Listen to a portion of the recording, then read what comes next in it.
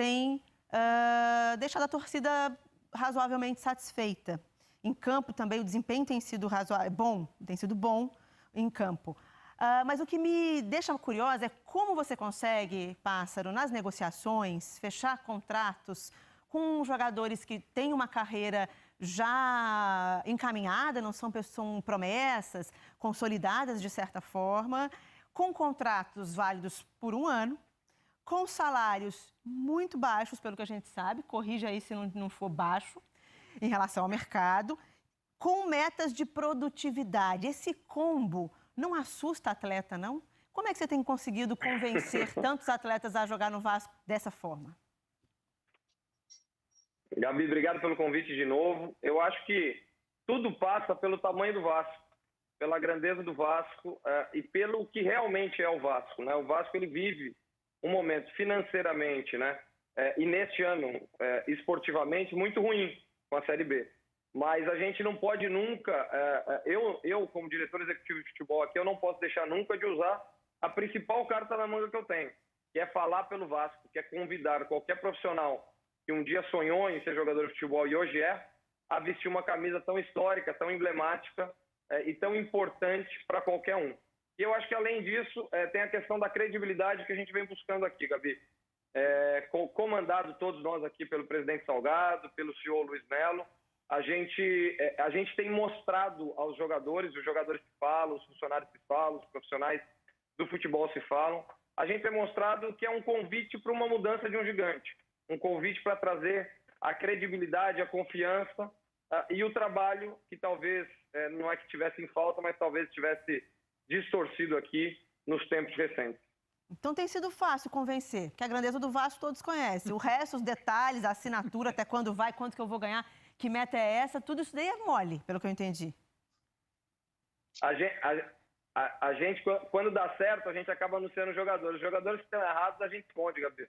Tem dado mais errado do que certo? Não, tem dado mais certo do que errado. Tem dado mais certo do que errado. Então tá bom. Primeira pergunta da mesa, eu passo para o Mansur. Mansur. Boa tarde, Pássaro, tudo bem? Prazer falar com você.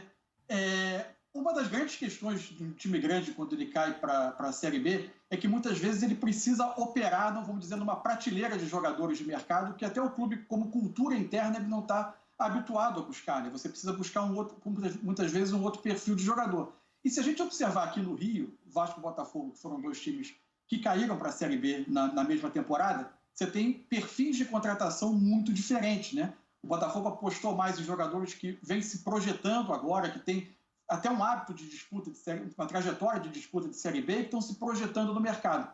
O Vasco optou por jogadores que, em algum momento da carreira, por vezes nem tão distante, às vezes mais recente, tiveram já o que pode ser entendido como seu auge, tem um potencial técnico reconhecido, mas nos últimos meses, vamos dizer, já não tinham performance, desempenho à altura do auge das suas carreiras. O que norteou vocês na definição desse perfil de reforço?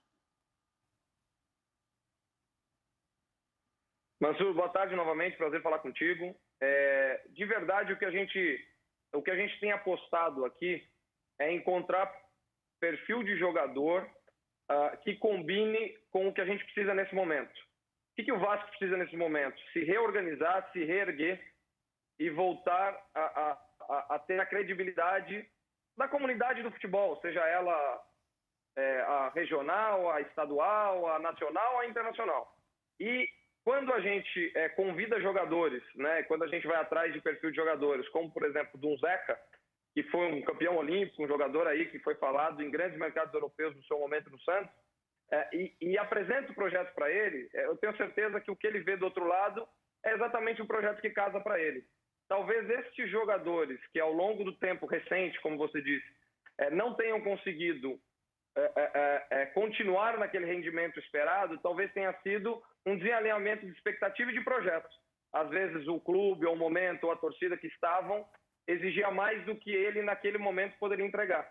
Então a nossa ideia é a gente achar jogadores que estejam na mesma prateleira que a gente, no mesmo patamar e com esse ambiente nosso de homogêneo, onde o Vasco quer se recuperar, o Zeca quer se recuperar, e para isso o Zeca precisa do Vasco e o Vasco precisa do Zeca, e assim, usando o exemplo do Zeca, mas todos os outros jogadores, a gente acredita, isso só no fim do ano que a gente vai conseguir responder com uma assertividade, uma certeza maior, mas a gente acredita que nós vamos ter um sucesso maior. Muito bem. PC? Boa tarde, Pássaro.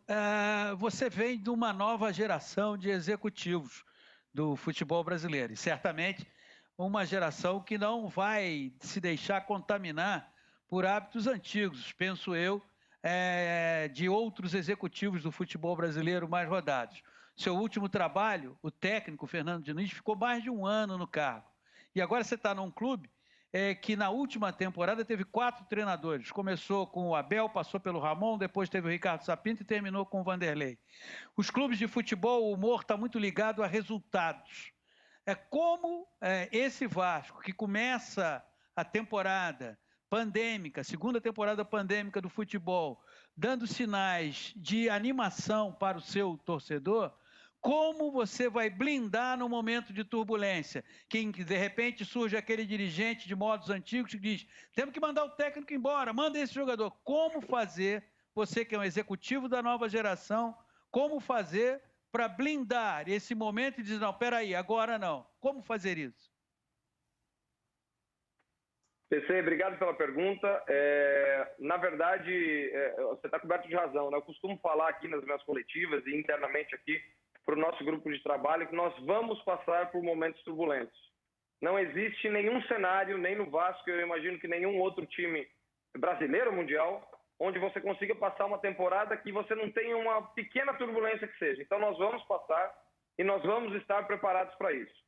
E eu acho que o grande, eu acho que a minha, né, e a nossa, né, a minha e do meu grupo de trabalho, desafio para que esse tipo de episódio não aconteça é a gente dividir a todo momento com o presidente, com os vice-presidentes, com o CEO e com as pessoas de outras áreas, tudo que tem sido feito no futebol.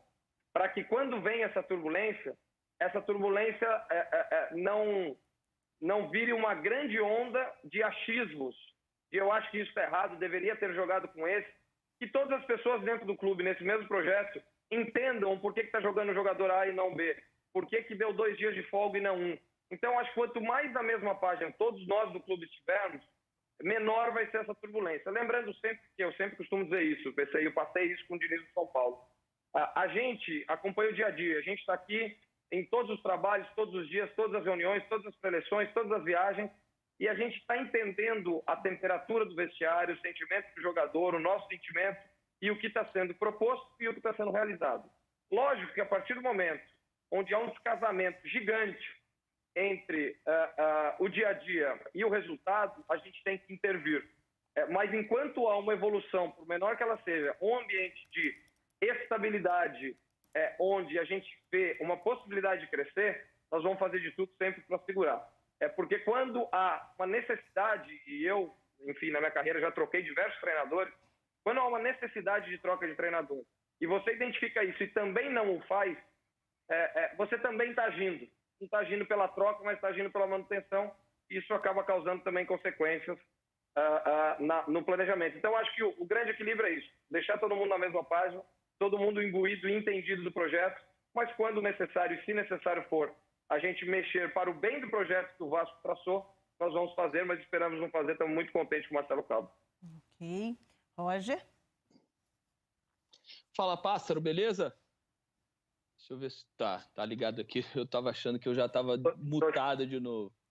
Estou te ouvindo, Roger. Pode te ver novamente. Obrigado.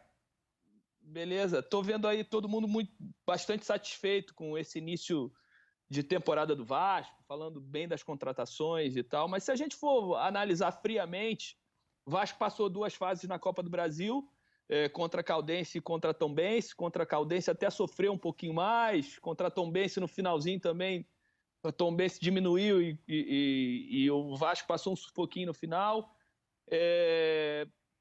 Não se classifica para a fase final do campeonato estadual, né? Com 4 classificados, o Vasco fica fora desses 4 primeiros, mas tem um jogo espetacular contra o Flamengo, faz 3-1, e isso massageia o ego de uma torcida que vem sofrendo muito nos últimos anos. Qual é a interpretação de vocês realmente até o momento da onde esse grupo pode chegar. Eu sou daqueles que acho que o grupo nunca está fechado, né? Principalmente com uma camisa do Vasco, que você tem oportunidades a todo momento.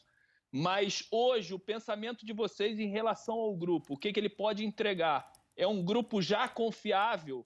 É um grupo que precisa ainda de reforços? Ou é um grupo que pode ainda oscilar muito, como tem oscilado ainda nesse início de temporada?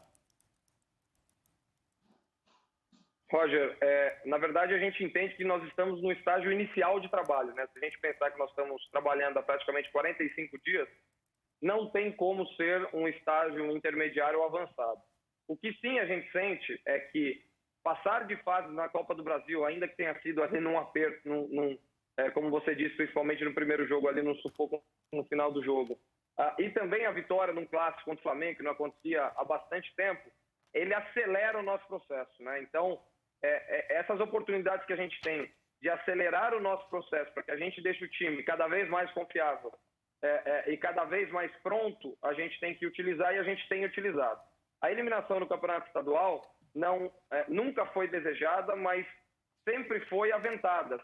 A gente sabia que esse era um dos riscos que a gente podia correr. Então a gente preferiu correr esse risco, jogando praticamente nenhuma vez no Campeonato Carioca com a mesma escalação, para que a gente pudesse exatamente, nos episódios mais importantes que a gente traçou, as 2 fases da Copa do Brasil e os 3 clássicos, onde a gente ganhou um, empatou os 2, que eu acho que nos dá muito mais essa temperatura, né? Serve muito mais como um termômetro do nosso time, dessa pergunta que você fez, do que os outros jogos do Campeonato Carioca, a gente acabou tendo um desempenho bom. Concordo contigo que a equipe não está fechada e não pode estar, mas eu acho que hoje ela está estruturada. Eu acho que os pontos principais que a gente, assim que eu cheguei em janeiro e pouca coisa eu fiz até fevereiro, eu identifiquei e a gente identificou como um time pouco competitivo.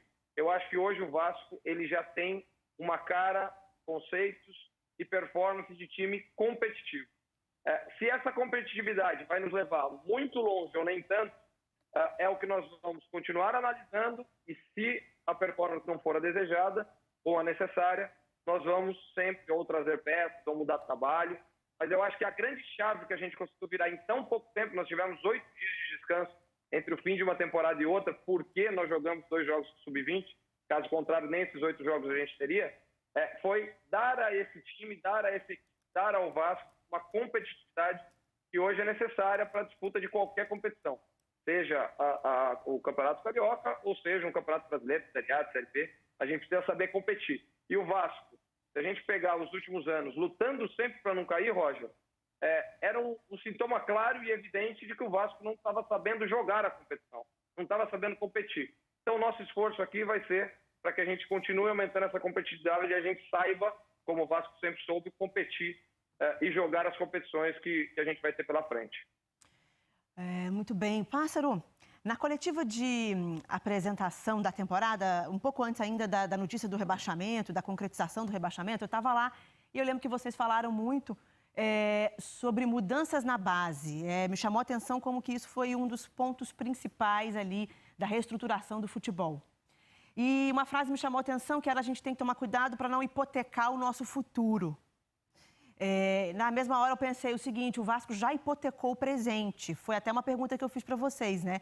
O que fazer para mudar os processos para que o presente não seja hipotecado como foi? Estou falando de saídas de Paulinho por valores que não deixaram tanto para o Vasco quanto poderia e nem o atleta em campo. Estou falando, de repente, de Tales, se chega uma proposta e o clube está financeiramente conturbado e tal.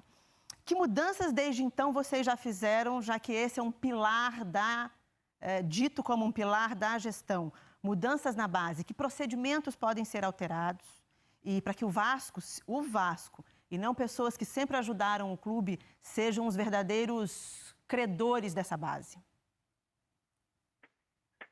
Perfeito, Gabi. Na verdade, a base, o trabalho hoje na base, comandado pelo Carlos Brasil, ele é excelente.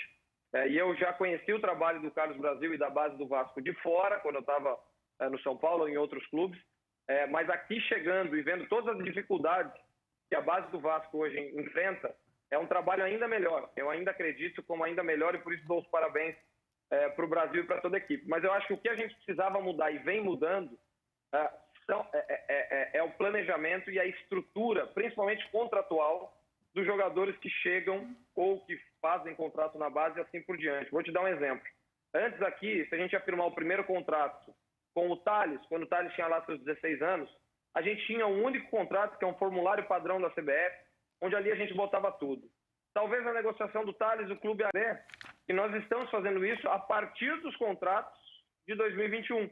É natural que os contratos assinados anteriormente, que não respeitavam ainda essa nova estrutura, eles ainda regem da lei passada. Alguns a gente da regra passada. Alguns a gente tem conseguido chamar para um acordo, refazer, renegociar, ajustar de alguma forma. Outros não.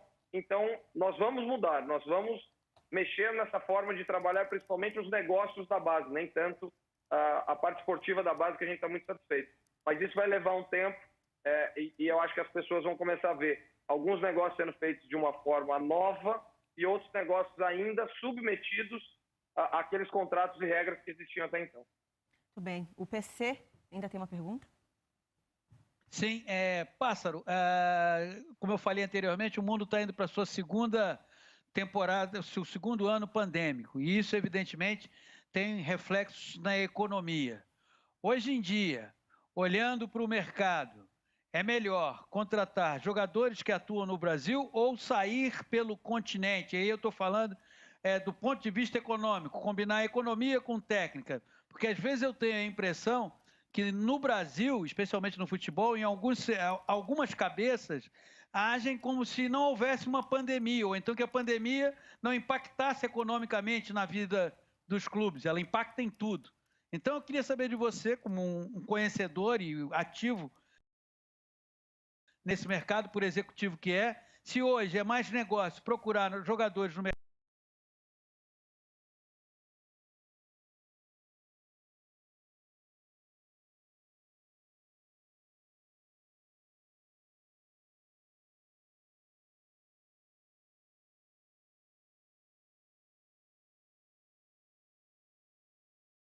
brasileiro ou 4, 5 mil dólares, e onde o dólar está muito mais valorizado, né? A moeda do Equador, por exemplo, está muito mais desvalorizada em relação ao real, eu posso pagar muito menos do que eu pagaria antigamente. Mas acho que o grande ponto sobre estrangeiros e brasileiros é que, neste cenário incerto, eu acho que o jogador que está num clube grande, com um bom salário, o jogador tende a ficar. Eu acho, a gente tem visto, PC, poucas trocas e contratações entre clubes brasileiros. E eu acho que isso tem a ver com aquele jogador que às vezes está num clube grande, ganhando um bom salário e numa estabilidade, ele sabe que talvez vai ser menor em outro clube, ele tende a não se mexer, ele tende a não ir exatamente por esse cenário. E aí você acaba reduzindo o seu mercado fica mais escasso, você tem que abrir mais as portas.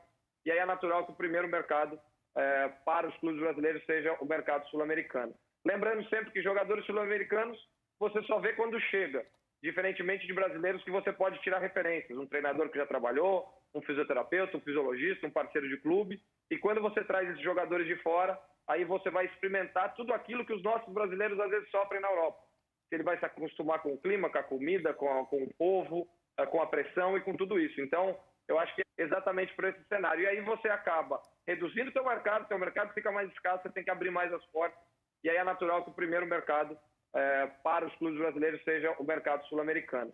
Lembrando sempre que jogadores sul-americanos você só vê quando chega, diferentemente de brasileiros que você pode tirar referências, um treinador que já trabalhou, um fisioterapeuta, um fisiologista, um parceiro de clube, e quando você traz esses jogadores de fora, aí você vai experimentar tudo aquilo que os nossos brasileiros às vezes sofrem na Europa. Ele vai se acostumar com o clima, com a comida, com o povo, com a pressão e com tudo isso. Então, eu acho que esse pacote é o que rege aí essas contratações ou não de atletas estrangeiros. Muito bem, olha, daqui a pouquinho vai ter sorteio ao vivo da Copa do Brasil, da próxima fase, ao vivo aqui. Eu passo para o Mansur enquanto isso.